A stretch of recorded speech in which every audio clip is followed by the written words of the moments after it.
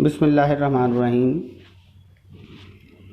نعت محسن کاکوروی کا آغاز کرتے ہیں۔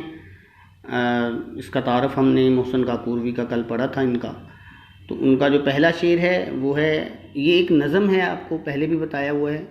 اس نظم کا امتحان میں جو سوال آئے گا اس نعت کے اندر سے، وہ یا تو اس کے مشقی سوالات یا اس کے اندر سے کوئی مختصر سوالات آ جائیں گے۔ اس میں کثیر الانتخابی یا MCQ نہیں آئے گا، اور دوسرا اس کی تشریح لازمی آئے گی۔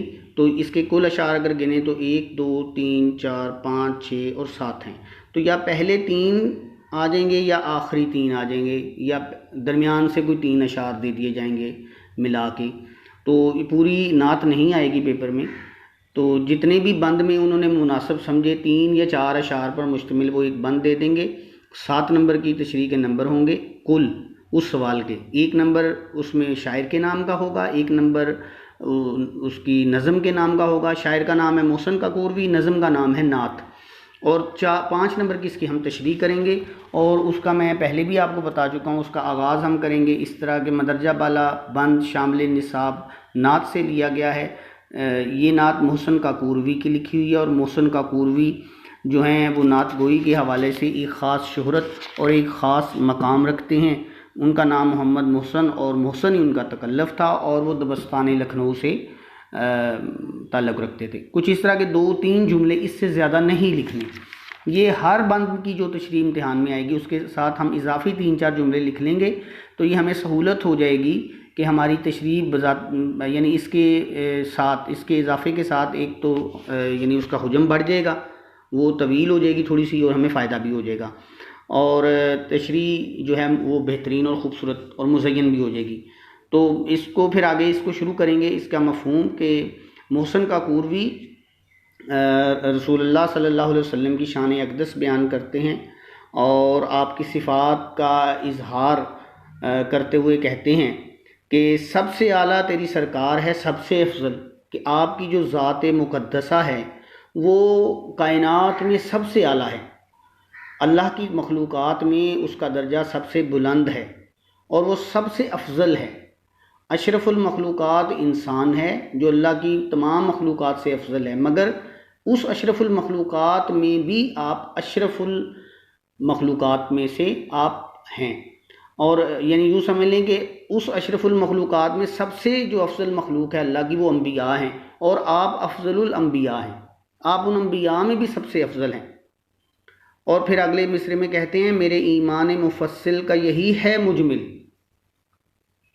اب آپ نے ایمان مفصل اور مجمل پڑھا ہوگا شروع میں، جب بچے ہمارے قرآن مجید پڑھنا شروع کرتے ہیں تو قرآنی قاعدہ سے آغاز کرتے ہیں، تو اس میں ایمان مفصل لکھا ہوتا ہے، جس سے مراد قرآن اسلام کے تفصیلی عقائد ہوتے ہیں۔ یہ 7 چیزیں ہوتی ہیں نا، آپ کو اگر یاد ہو کہ اس پہ توحید پر ایمان، فرشتوں پر ایمان، آسمانی کتابوں پر ایمان، رسولوں پر ایمان، آخرت پر ایمان، تقدیر پر ایمان، یہ ہوتا ہے نا ایمان مفصل۔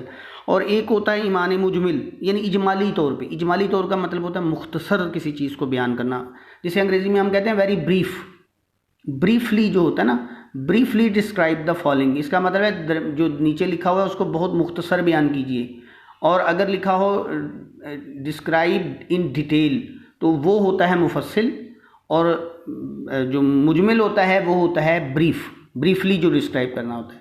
میں نے پہلے بھی اپنا المیہ بیان کیا تھا کہ مجھے اب اردو کی وضاحت کے لیے انگریزی کے الفاظ کا سہارا لینا پڑتا ہے، کہ اس کے لیے اور اس سے آسان میں کیا بتاؤں کہ مجمل مختصر کو کہتے ہیں، لیکن پھر میں کہتا ہوں کہ چلیں اس کو بھی میں مختصر انگریزی میں سمجھا دیتا ہوں بچوں کو۔ تو یہ میری خامی بھی کہی جا سکتی ہے، میری مجبوری بھی کہی جا سکتی ہے، دونوں کا مجھے اعتراف ہے۔ تو لیکن بہرحال یہ اس وقت یہ تھا کہ ایمان مفصل اور ایمان مجمل وہی ہے۔ شاعر یہ کہتا ہے کہ میرے ایمان کا خلاصہ یہ ہے کہ آپ میرے نزدیک سب سے برتر اور سب سے اعلیٰ ہیں، بعد از خدا بزرگ توئی قصہ مختصر۔ ایک فارسی کا شعر ہے جو بڑا مشہور ہے اور ہر بچے کو آتا ہے، جن کو تھوڑا سا بھی ذوق و شوق ہے۔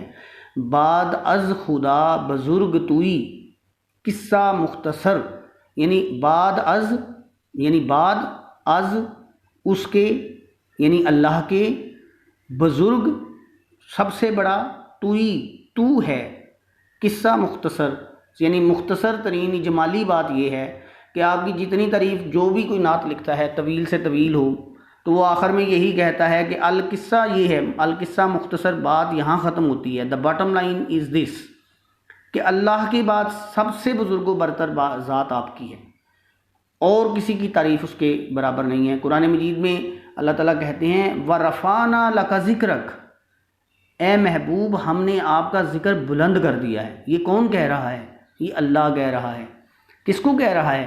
اپنے سب سے محبوب اور سب سے افضل عبد کو کہہ رہا ہے، بندے کو کہہ رہا ہے۔ اور کیسے ذکر کر دیا ہے اس کی تشریح کی جاتی ہے کہ جہاں جہاں اللہ کا ذکر ہوتا ہے وہاں وہاں اللہ کے رسول کا ذکر ہوتا ہے، چاہے وہ کلمہ ہو، چاہے وہ نماز ہو، چاہے وہ اذان ہو، چاہے وہ کچھ بھی ہو۔ اللہ کے بعد اگر نبی کا نام نہ لیا جائے تو اللہ اپنا نام لینا ہی قبول نہیں کرتا۔ تو اسی کا ذکر کر رہے ہیں۔ اب کلاس میں ہوتا تو میں آپ کو یہ ساری لکھواتا، یہ تشریح میں بولتا اور آپ اس کو لکھتے۔ میں اس طرح کرتا ہوں کہ آدھے سے زیادہ تو میں خود لکھوا دیتا ہوں کلاس کے اندر۔ اس سے یہ مجھے فائدہ ہوتا ہے کہ بچے جو ہیں سن کے تو ہوا میں اڑا دیتے ہیں، لکھنے میں کم سے کم ان کو لکھنے کی پریکٹس زبردستی کروا لیتے ہیں ہم، کیونکہ ہمارے بچوں کے لکھنے کی جو مہارت ہے نا وہ بہت ہی خوبصورت ہے۔ اس کو دیکھ کے نا تو دل سے ایک ٹھنڈی آہ نکلتی ہے، اور جو میں بیان نہیں کر سکتا کتنی وہ تکلیف دہ ہوتی ہے۔ یعنی بہت مایوسی ہوتی ہے بچوں کی تحریر دیکھ کے، اور تحریر کی بنیاد پہ ہی نمبر آتے ہیں وہاں پہ۔ تحریر کا معیار جو ہے وہ تحریر کے ظاہر سے نظر آتا ہے۔ بہرحال تو شاعر اس شعر میں تو یہ کہہ رہا ہے، اس کی تفصیلی تشریح بھی میں کر سکتا ہوں لیکن مختصر ہے، چونکہ ویڈیو کو مختصر کرنا ہے اور مجبوری ہے۔ بعد میں ہم آپ کو اس کے لکھے ہوئے نوٹس بھی دے سکیں گے، نوٹس میں اتنا بلیو نہیں کرتا، یہ 5 نمبر کی تشریح کے لیے آپ نے خود بھی بچے لکھ لیتے ہیں، وہ میں کلاس میں لکھوا دیتا ہوں ساری، لیکن میں آپ کو فی الحال اتنا بتا رہا ہوں۔ آپ کے پاس موجود کوئی کتابیں ہیں، اگر آپ مجھ سے پوچھنا چاہتے ہیں تو مجھ سے پوچھ لیجئے، میسج کر کے کریں تو میں آپ کو جواب دے دوں گا کہ کون سی کتاب آپ لے لیں، لینا چاہیں لے سکتے ہیں، نہ بھی لیں تو بھی میں آپ کو اس کے لیے میٹیریل پرووائڈ کر دوں گا انشاءاللہ۔ فی الحال اس کا مفہوم اتنا ہی تھا، اور اسی سے جڑی ہوئی تشریح ہم نے اگلے شعر کی کرنی ہے۔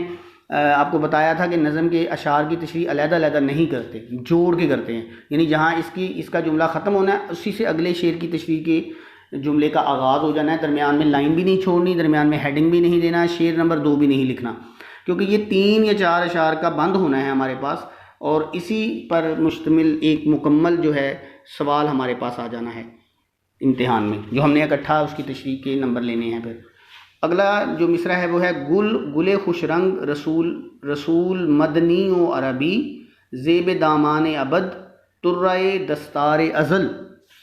یہ خوبصورت، اور تھوڑا سا آپ کو یعنی یوں سمجھ لیں کہ رسول اللہ صلی اللہ علیہ وسلم کو القابات دیے ہیں اس میں محسن کاکوروی نے۔